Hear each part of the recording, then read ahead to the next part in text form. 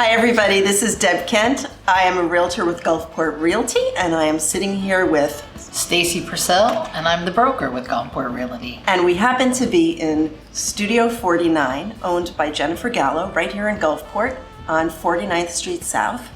And we are going to talk about real estate etiquette today.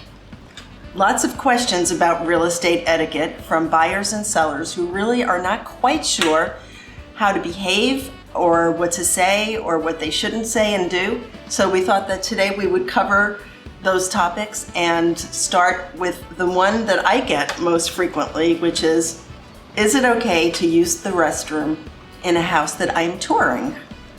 Is it okay to use the restroom? I get that question all the time. And it's a question I had before I became a realtor, when I was just a buyer. I didn't know whether that was okay. So practice. That's a very good question, Deb. And I think it is okay to use the restroom in houses. Number one, not number two. Never let anybody see your going face. It depends. I much prefer it in an unoccupied home than one that is occupied, because a lot of times I don't really like people going into the bathrooms and through the medicine cabinet. I did that.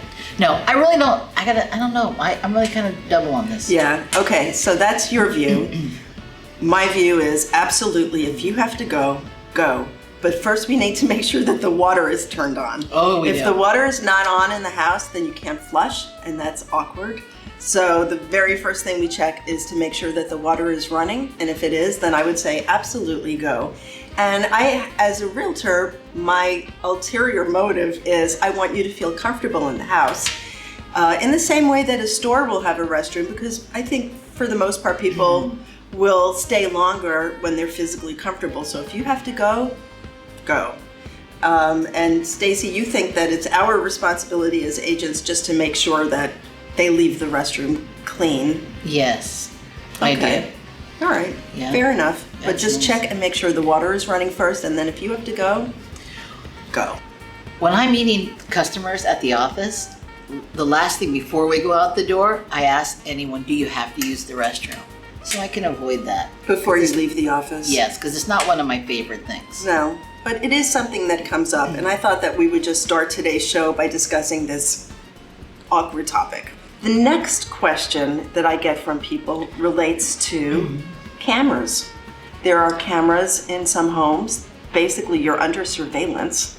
And the first question is that kosher? Is it okay for a seller to be surveilling you, is that the word, while you're at a showing?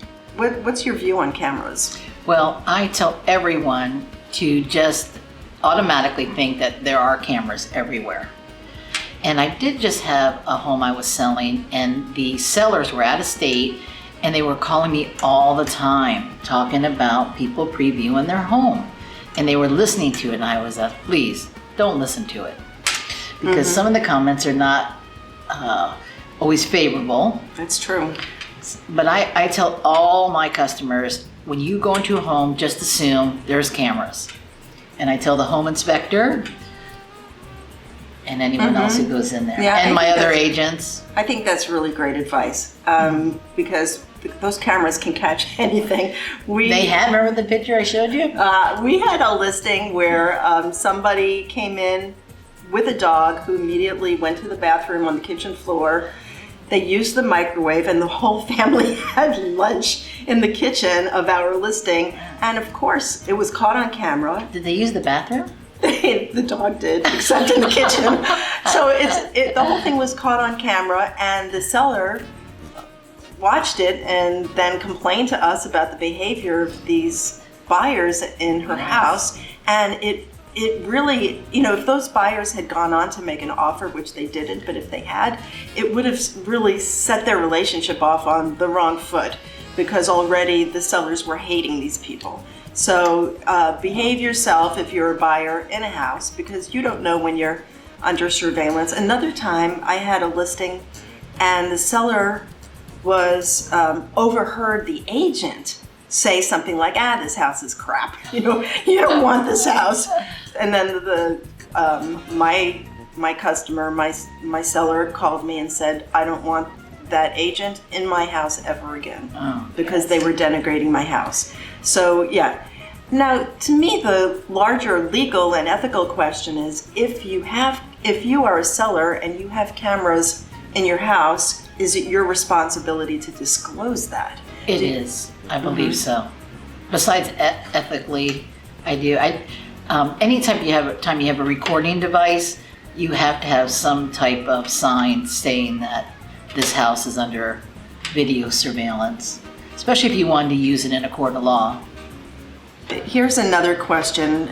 Somebody wants to know, can my kids play with their kids' toys so that we can view the house in peace? Can my kids, if I'm a buyer and I'm touring a house, is it okay if my kids play with their kids' toys so that we as parents can walk through the house in peace? I think just to err on the side of being super careful, you should not let your kids touch anything or play with anything. Bring toys for your kids to occupy them. Better yet, don't bring children with you, only because they are very distracting.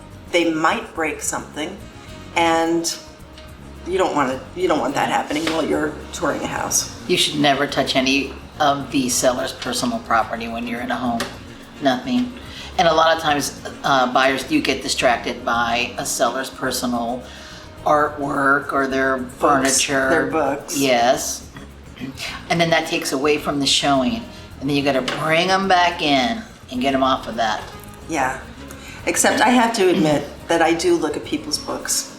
I mean, I did open a book once, but I'm interested in what people read and where they stand on things, so I can't help myself. I'm not saying that I probe or open up, You're going deep now, you're getting deeper and deeper. But I am interested in what people read, so I have to admit I have looked at bookcases, at titles on books, and I'm very interested in science books, so I tend to feel an affinity when I see people that have other books related to science. Well, as you know, I rehab a lot of houses, and I stage them. And I like to put in all kinds of books in them too. And I've never read any of them, but they have really pretty covers and they match the furniture. Yes. So I don't know what kind of read you would get from looking at my books. Get it? Read books. Yeah, I actually put in a downtown house, I put a book called Death in the Suburbs out there just as a kind of a little inside joke. Nobody noticed, which is pretty typical for my inside jokes, unfortunately. More questions from ordinary folks. Here's a good one. Can we go into the attic? So the attic is not easily accessible, but the folks who are potential buyers of the house see the attic access and they want to know if it's okay for them to go up there. What would you say to that? I think that's a major liability issue. Even if it has easy access, such as a pull down, or there's a ladder in the garage, stay off that ladder. While you're looking at the house, you are not there really to do your inspection. It's a visual inspection you're doing as if the house will meet your needs, such as bedrooms, square footage. That should always just be done by a professional home inspector or with permission of the sellers. Yeah, liability really is an issue. Ladders are liabilities. Height is liabilities. No, that's a big N-O. Yeah, I agree. Tell them no. No. The answer is no. So my other question is very common, which is I'm selling a house and the house is about to be inspected Tuesday morning, 9 a.m. Can I stay, as the seller, can I stay for the inspection? You can stay, but just stay out of the way. I would say no. Get out. Sometimes they want to stay. There's a lot of people in their homes. There's a lot of people in their house. They have pets. They want to stay, but just stay out of the way. I say that, I mean it. Stay. And I would say, get the hell out of the way. I would say, get out of the house. And there's a reason for that. I understand why people want to stay for inspection because they want to know what's wrong with their house and they're, very curious and they're very stressed out because they know the inspection is a huge deal and the deal could even blow up if something is discovered in inspection. But I would say get out of the house as a courtesy to your buyer and the inspector, because people want to be able to talk freely about the house, and they're going to be inhibited if the seller is standing there looking over their shoulder.